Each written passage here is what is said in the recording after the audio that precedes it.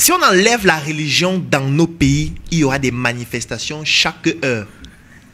Mais puisque si on enlève la religion, on enlève l'alcool, c'est qu'il n'y aura aucun président en Afrique.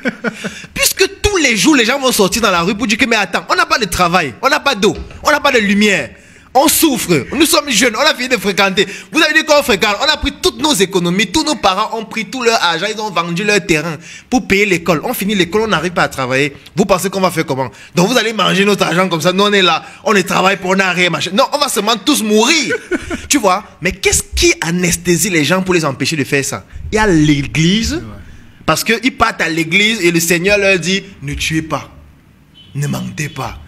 Pardonnez 999 904. Qu'est-ce qu'il fait? Il reste à l'église, il prie, il confie ses problèmes au Seigneur jusqu'au jour où il meurt de misère et de pauvreté. L'autre, pendant qu'il est en train de prier dimanche, l'autre en train de prier mercredi, vendredi à la mosquée. Et quand ils ont fini de prier, qu'est-ce qu'ils font? Ils sortent tous ensemble, ils s'asseyent au bar et ils boivent une bière pour noyer les soucis. Tu vois? Si on enlève la bière et la religion, il n'y a aucun président qui va s'amuser en Afrique parce qu'il va être tué le lendemain s'il s'amuse avec l'argent des gens.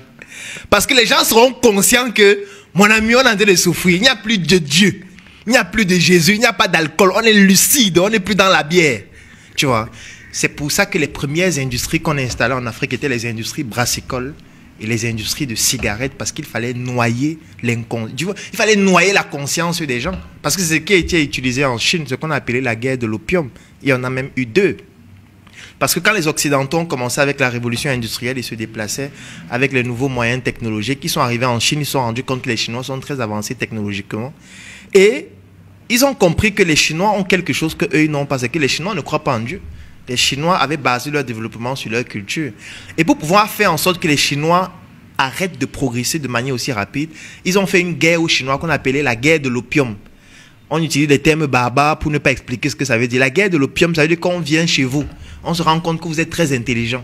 Pour que vous ne puissiez plus continuer à être très intelligent, on vous vend la drogue.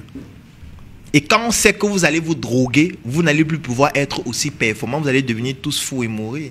C'est ce qu'ils ont fait en Chine et ça a fonctionné. Ils ont appliqué la même chose en Afrique. La preuve, si vous regardez la plupart des pays d'Afrique francophone, quelles sont les entreprises qui contribuent le plus au PIB? Les deux premières en général, vous allez toujours voir une entreprise de brassicole.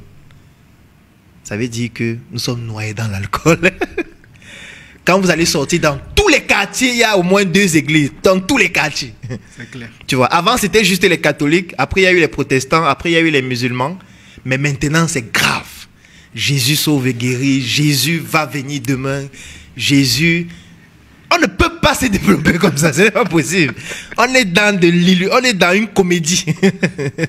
Mais c'est bien pour les politiques, parce que tant que ça reste comme ça, les politiques peuvent rester là 800 ans. Oui, parce que nous, on ne va jamais voir que la responsabilité de nos problèmes, c'est d'abord, 1, nous-mêmes, et 2, ceux qui nous dirigent.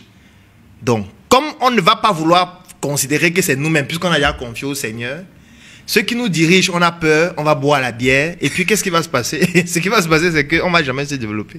Jamais.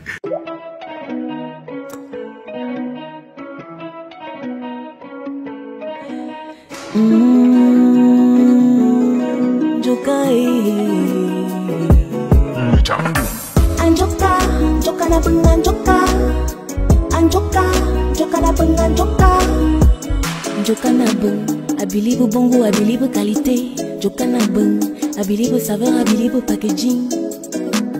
Joka Jokana bang, plein de saveur go watch au welige. Jokana bang, saveur et qualité. Joka.